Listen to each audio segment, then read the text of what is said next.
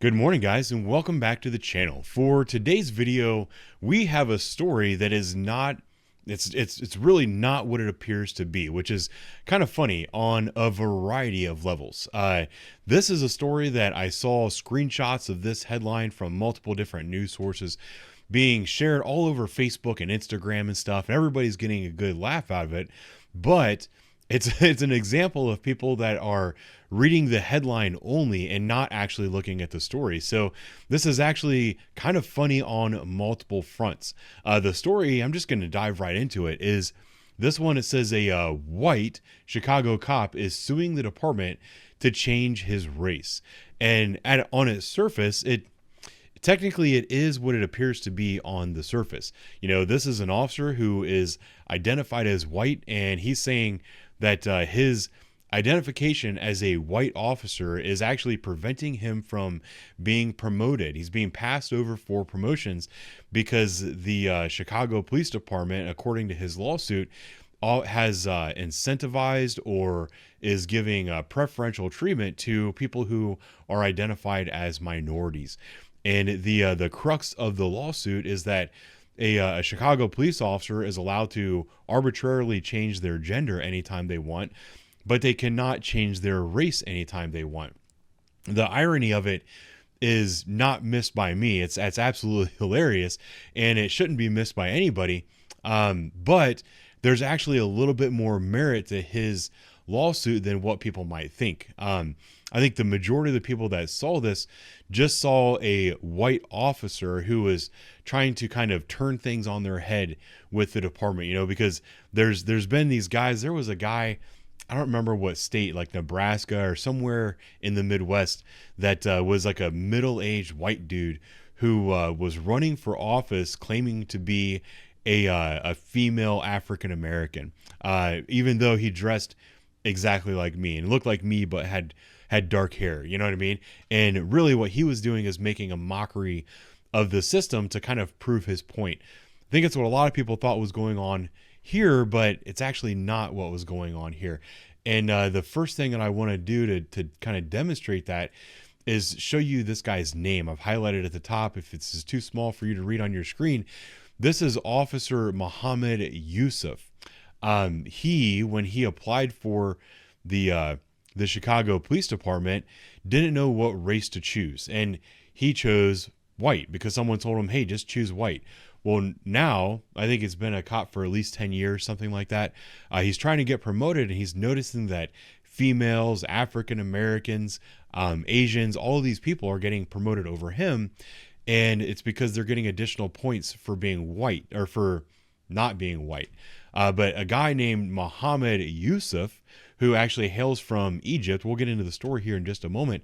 I think it's quite clear that identifying him as white is probably not the most appropriate thing, and that given the opportunity to do it over again, he would choose some other ethnic identification, which I think is completely appropriate. I don't have a problem with identifying people by their ethnicity or their cultural background. I think that's a completely appropriate way to identify people, and actually kind of highlights the differences between people and shows that people from different ethnic backgrounds and cultural backgrounds can all work together. I think it's a great thing.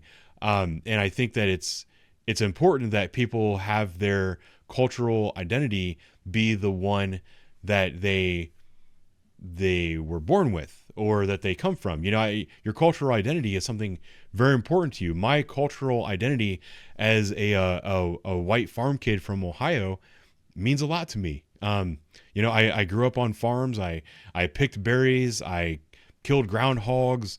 You know, I worked on a combine. I baled hay. This is all stuff that is very important part of my cultural identity. And I'm sure that Muhammad Yousef, who hails from Egypt, that is a very important part of his cultural identity as well.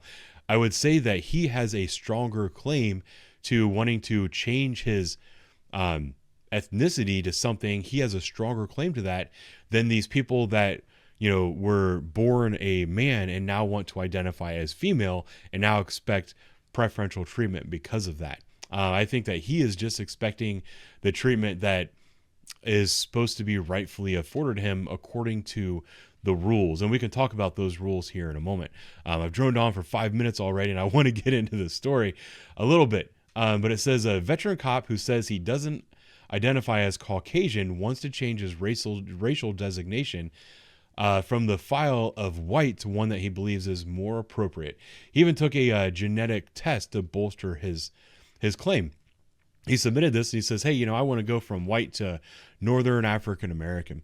And the department turned him down. So now he's filing a $1 million lawsuit saying that he wants his race to accurately reflect his race of North African, which I think is an appropriate thing. I don't think the Chicago Police Department has a leg to stand on.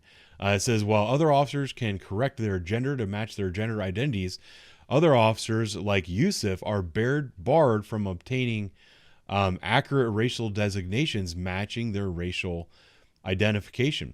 Yousef's attorney, I don't know her name, Satchel, I don't know, that's her middle name, Basil. I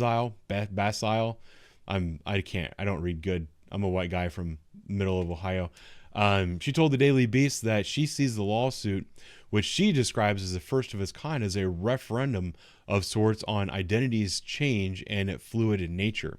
I think the city of Chicago was on the right track when they allowed people to change their gender identity and allowing them to identify as the proper gender. But when it comes to race, it's just very arbitrary. So she is married to a Chicago police detective. So that's a good attorney to have if you're suing the city, because she's going to know very well the ins and outs of the department, how things work. She said CPD's stance on racial identity is immutable, contradicts contemporary understanding of race as a fluid and complex social construct. The lawsuit goes on, this outdated viewpoint fails to recognize the dynamic nature of racial identity and its tangible adverse effects on Yousef and his professional experiences on the police force.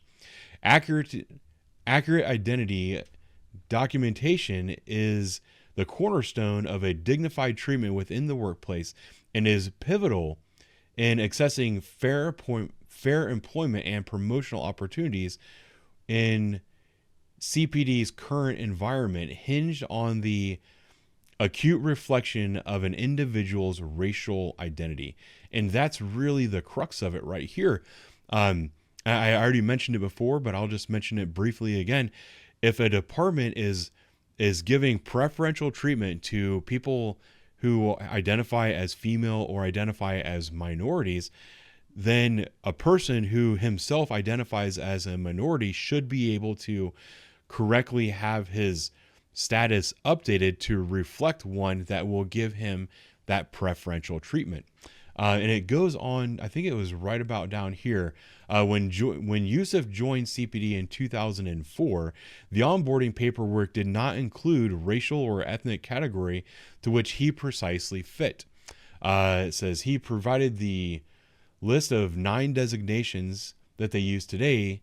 So now they use Black or African American, Hispanic or Latino, white or African American, white, American Indian or Alaskan Native, Native Hawaiian or Pacific Islander, or you can choose 2 or more races, or I choose not to disclose. Two decades ago, the choice was even more limited.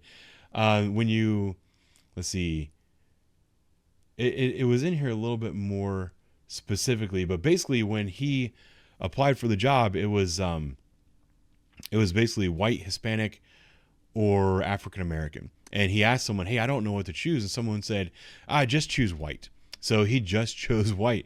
Now they're offering all these others. Black or African American, Hispanic or Latino, white is an option, American Indian, Alaska, or American Indian or Alaskan Native, Native Hawaiian or Pacific Islander, 2 or more races, or I choose not to disclose. So if he were to apply for Chicago Police Department today, he would choose African American as his race because last time I checked, Egypt is a country in Africa. He is an African American. His name is freaking Muhammad Yousef.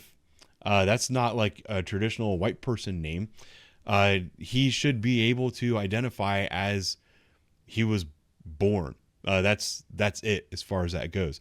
Now, what do I think the outcome of this lawsuit should be?